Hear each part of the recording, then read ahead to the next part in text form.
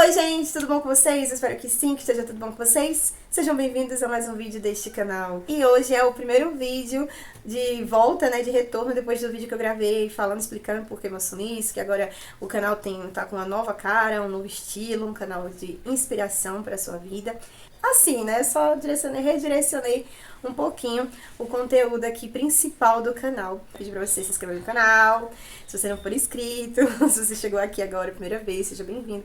Deixa o like e compartilha aí com alguém que você gosta, que você gosta que você gostaria que essa pessoa fosse edificado, e deixa o seu comentário também. Já de início, gente, eu quero começar com um desafio aqui que eu vou me comprometer e peço que você que tá vendo esse vídeo se comprometa também a estar presente aqui 28 dias seguidos. 28 dias seguidos. Meu Deus! Eu quero propor 28 dias com o Evangelho de Jesus, segundo escreveu Mateus. Gente, tem um estudo bíblico, um mini estudo bíblico, na verdade, não é um estudo aprofundado, é algo super simples mesmo, para dar início ao novo propósito do canal. Já quero começar assim, vídeos todos os dias, para que ajude também, né, a visibilidade do canal e o engajamento aqui, que eu sei que caiu bastante e irá cair um pouco mais pelas métricas aqui do YouTube.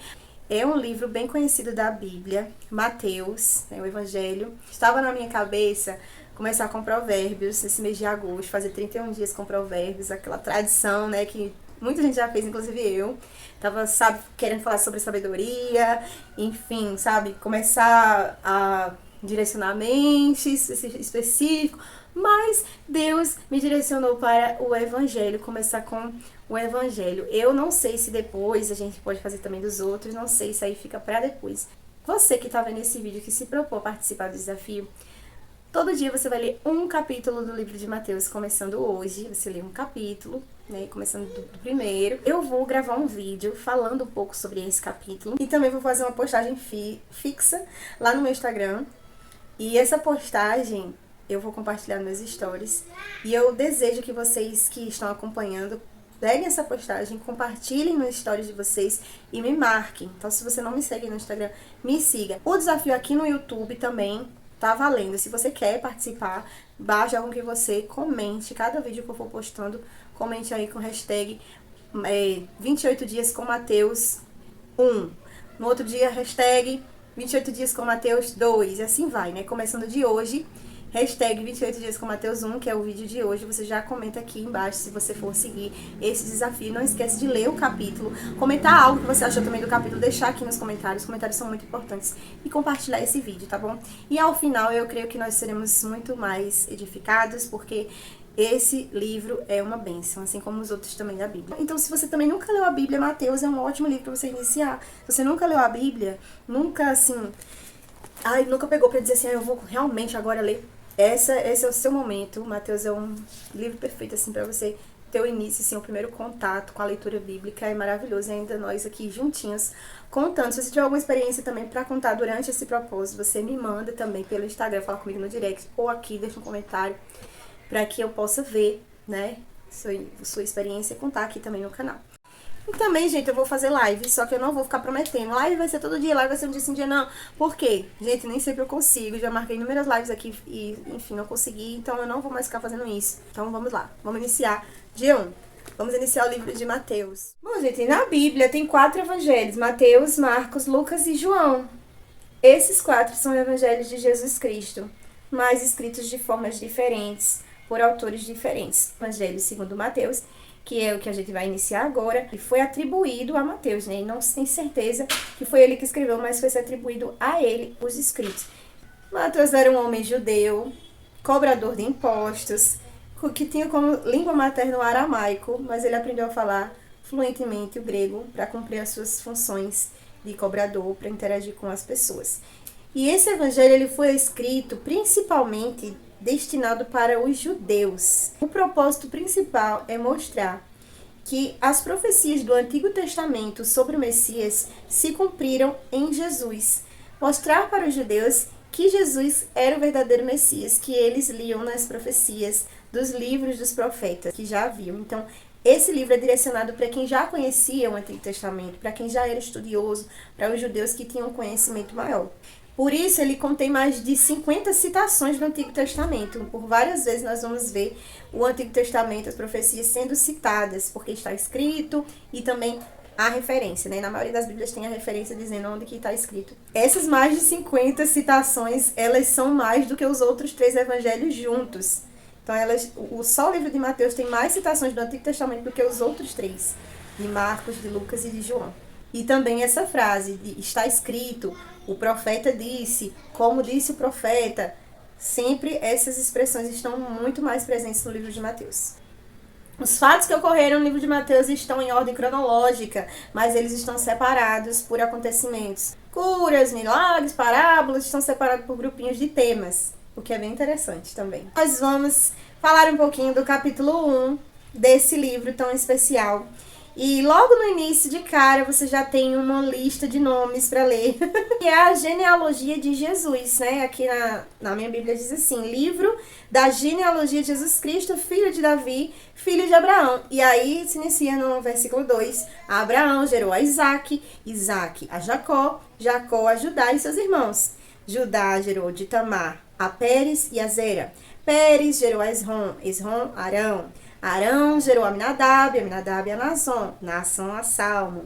Salmon gerou de Raabe a Boaz. Este de Ruth gerou Obed, e Obed a Jessé. Salomão gerou Roboão, Roboão, Abias, Asas, gerou Josafá, Josafá gerou Uzias. Uzias gerou Jotão, Jotão Acas, Acas Ezequias. Ezequias gerou Manassés, Amon, Amon Josias. Josias gerou Jeconias e seus irmãos no tempo do exílio da Babilônia. Depois do exílio da Babilônia, Jeconias gerou Salatiel e Salatiel gerou Babel. Zerubabel gerou Abiúde, Abiúde, Eliakim, Azor. Azor gerou a Sadoc, Akim a Eliúde. Eliúde gerou Eleazar a Matã, Matã a Jacó. E Jacó gerou a José, marido de Maria, da qual nasceu Jesus, que se chama o Cristo.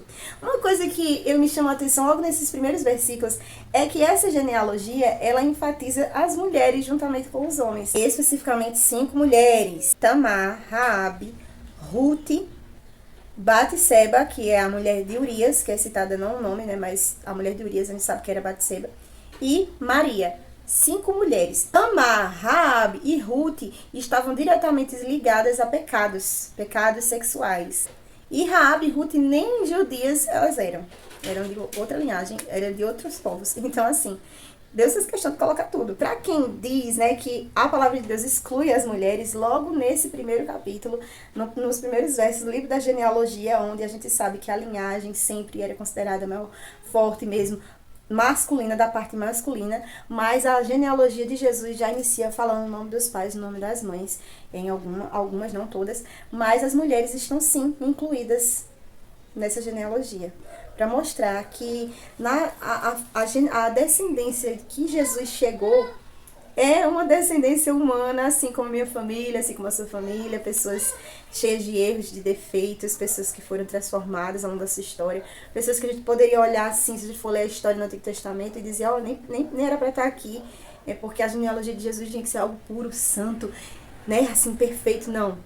Mas tudo está aqui, todas as pessoas estão aqui nessa genealogia. Deus não saiu do controle em nenhum momento. Às vezes a nossa genealogia, nossa família, tem pessoas assim que cometeram muitos erros, saíram do propósito de Deus e foram transformadas, algumas sim, outras não. Mas nada vai poder impedir o propósito principal do que o Senhor tem na minha e na sua vida. E do versículo 18, começa a falar como foi o nascimento de Jesus. Que foi assim, estando Maria, sua mãe, desposada com José, sem que tivesse coabitado antes, achou-se grávida pelo Espírito Santo. Mas José, seu esposo, sendo justo, não querendo infamar, resolveu deixá-la secretamente. Enquanto ponderava nestas coisas, eis que lhe apareceu em sonho um anjo do Senhor e disse, José, filho de Davi, não temas receber a Maria, tua mulher, porque o que nela foi gerado é do Espírito Santo. Ela dará à luz um filho e lhe porás o nome de Jesus, porque ele salvará o povo dos pecados deles. Ora, tudo isso aconteceu para que se cumprisse o que foi dito pelo Senhor por intermédio do profeta. Eis que a virgem conceberá e dará à luz um filho, e ele será chamado Emanuel, que quer dizer Deus conosco. Essa passagem, essa referência está no livro de Isaías, no capítulo 7, o versículo 14. Despertado José do sono, fez como lhe ordenou o anjo do Senhor e recebeu a sua mulher. Contudo, não a conheceu enquanto ela não deu à luz a um filho, a quem pôs o nome de Jesus. Como vocês viram aí, né, já tem uma citação, já no primeiro capítulo, já tem uma citação lá de Isaías, que fala sobre a virgem que conceberia e daria à luz a um filho que seria chamado Emanuel, que seria Deus conosco, seria a presença de Deus no meio do seu povo, o Messias. E logo no primeiro capítulo já tem dizendo, olha, Jesus era essa pessoa dessa citação de Isaías. E nesse primeiro capítulo também fala da postura de José, que era desposado com Maria, estava noivo, esperando para se casar. O período de noivado, naquela época, daquele povo, ele durava 1 ano, mais ou menos aí. E nesse período de 1 ano, os noivos, eles não podiam se separar. Era apenas uma... Não era assim para ver se tem certeza, não. Mas era apenas uma espera para que o casamento pudesse acontecer, pois os casamentos eram feitos, celebrados com uma grande festa. Então, nesse período de 1 ano, era um noivado assim, um compromisso sério como um casamento, mas não havia relação sexual, não havia junção de corpos. Mas eles estavam sim desposados, prometidos, era isso que significa desposado. É como se já estivesse casado, né, assinado, decretado, para todo mundo já sabia, para todos os efeitos, que aquelas pessoas ali, elas eram um do outro, só que ainda não tinham coabitado. Então Maria e José estavam nessa situação. E Maria parece grávida. Maria era uma jovenzinha, Maria não era uma velha de 100 anos, 90 anos, não. Maneira de dizer assim, não era uma mulher experiente, mulher madura, mulher, sabe, que já... Não, Maria era uma menina, uma jovem, uma humilde jovem. Mas ela tinha algo especial que precisa, necessário ter na minha vida, na sua vida, que é a sensibilidade de reconhecer quando algo vem verdadeiramente de Deus. Então ela não sentiu medo com o anjo. Ela não ficou apavorada, ela não ficou com ansiedade, teve uma crise de pânico, não. Ela soube reconhecer que era realmente de Deus. Ela teve sensibilidade. Então ela era uma jovem especial, ela sabia identificar, apesar de tão nova, a voz do Senhor. E ela se deixou cumprir aquelas boas novas na vida dela. O evangelho aqui de Mateus, ele não relata especificamente o anjo e tal, aquela coisa, mas nós sabemos como foi. E apenas diz que ela achou-se grávida do Espírito Santo. Aconteceu. O milagre, ele aconteceu. Ela estava grávida e era do Espírito Santo. Então, as pessoas que iam ler, como eu disse, esse livro é destinado às pessoas que têm conhecimento. Então, eles iam ler e iam entender que não foi algo comum, não foi um ato que já outros profetas tinham realizado, já havia acontecido na história, já estava relatado no Antigo Testamento, não. Esse acontecimento, esse milagre de alguém achar-se grávida pelo Espírito Santo era algo novo, era uma novidade. Então era algo que era mesmo para trazer um grande impacto em quem viesse ler, dizer, nossa, como que uma pessoa engravida através de uma ação do Espírito Santo? Se a gravidez ela é concluída através de ação humana, carnal, conjunção carnal. Como pode haver uma coisa carnal, que é a gravidez, através de uma ação espiritual? É algo contraditório para a mente humana e por isso é chamado de milagre. José não entendeu, ele não teve esse entendimento de entender que era um milagre. Ele apenas soube que Maria estava grávida. E claro que como noivo, ele, sabendo que não tinha tido relações com ela, ele ficou perdido, desnorteado. Só que José também era um homem diferenciado, assim como Maria era uma jovem especial, José também, ele sabia agir prudentemente. Então nós devemos ser assim, olhar para querer ter a sensibilidade de Maria e querer ter a sabedoria das atitudes de José. Porque ele, sabendo que ela estava grávida, sem compreender a grandeza desse milagre, ele mesmo assim não quis fazer com que ela sofresse o apontar de dedos e nem o julgamento de todos, né, que seria um julgamento terrível na época. Ele disse, olha, eu vou sair de fininho, eu não vou contar para ninguém, eu não vou escandalizar, eu vou agir de uma forma assim que não chame a atenção, porque eu não quero que isso seja um espetáculo. Ele não agiu pela emoção, dizer, eu fui traído, isso é injusto. Quantas vezes nós agimos pela emoção, porque nós nos sentimos injustiçados. Não, isso não é justo não merece isso não. Então eu vou falar, eu vou botar a minha boca no trombone mesmo, vou jogar tudo no ventilador. Tenha calma. Pegue essa atitude de José e medite. Medite. Faça com calma e não haja precipitadamente. Por quê? Isso que está acontecendo pode ser uma ação sobrenatural, pode ser um milagre, pode ser algo de Deus. E você ainda não está ainda com os olhos espirituais abertos para enxergar, você só está se sentindo injustiçado. Mas você pode ter uma grande surpresa, pode ser que faça parte de um grande propósito do Senhor. Por ele ter tido essa atitude sábia, Deus falou com ele através de um anjo também, disse a ele, explicou o que havia acontecido, e aí José entrou no propósito, abraçou também o propósito de Deus. E no versículo 20, ele estava pensando, olha mesmo, se sentindo injustiçado, com medo do que poderia acontecer, tendo cuidado de não fazer com que Maria fosse descoberta e vista por todo mundo como uma traidora, embora ele também não estava entendendo o que estava acontecendo. Ele não se alarmou, apenas ficou pensando, e acredito eu que orando a Deus, porque ele era um homem que tinha fé. E ele estava pensando nisso, adormeceu, e em sonho o anjo apareceu para ele e disse, não temas, José, não tenha medo não, descansa. Isso que está acontecendo parece doido, parece uma injustiça, mas é o meu propósito contigo, com a tua vida, com a vida de Maria. Não temas receber Maria. Não temas assumir essa loucura não, José, porque é através dessa loucura mesmo que o meu propósito maior vai ser realizado. Glória a Deus. Receba essa palavra nesse momento, através desse vídeo. Eu acredito que Deus está falando com alguém através dessa simples palavra, essa simples revelação de Deus, mas ao mesmo tempo tão profunda, tão poderosa. Não temas assumir essa loucura de Deus, esse milagre do Senhor. Levanta a cabeça, faça de acordo com o que Deus lhe orientar, que você vai ver o propósito ser cumprido na tua vida. O versículo 24 diz que, despertado ele do sono, ele fez como o anjo havia ordenado, ou seja, ele obedeceu. Após esse direcionamento, obedeça.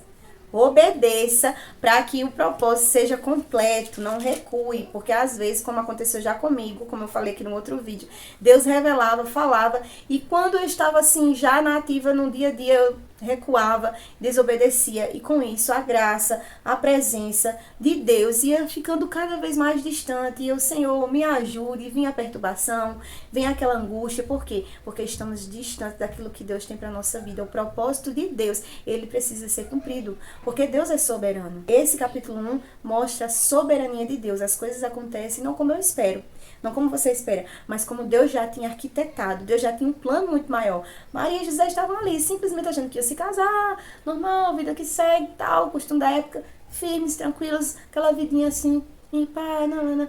Mas Jesus tinha algo muito poderoso para eles, que eles nem imaginavam a dimensão do que vinha por aí. Como diz o versículo 25, né, que ela deu à luz a um filho e pôs o nome de Jesus. Esse nome, Jesus, é um nome muito poderoso, é um nome que a Bíblia diz que todo joelho se dobrará diante deste nome tão grandioso. Este nome significa o mesmo que Josué, que é Deus é a salvação. Então o próprio nome de Jesus já está dizendo quem ele é. O próprio nome já está dizendo, eis aí o Messias, eis aí o cumprimento de toda a profecia do Antigo Testamento, eis aí um renovo para toda a humanidade. Todo o poder foi dado a esse nome. E o versículo termina, e o capítulo termina falando deste nome.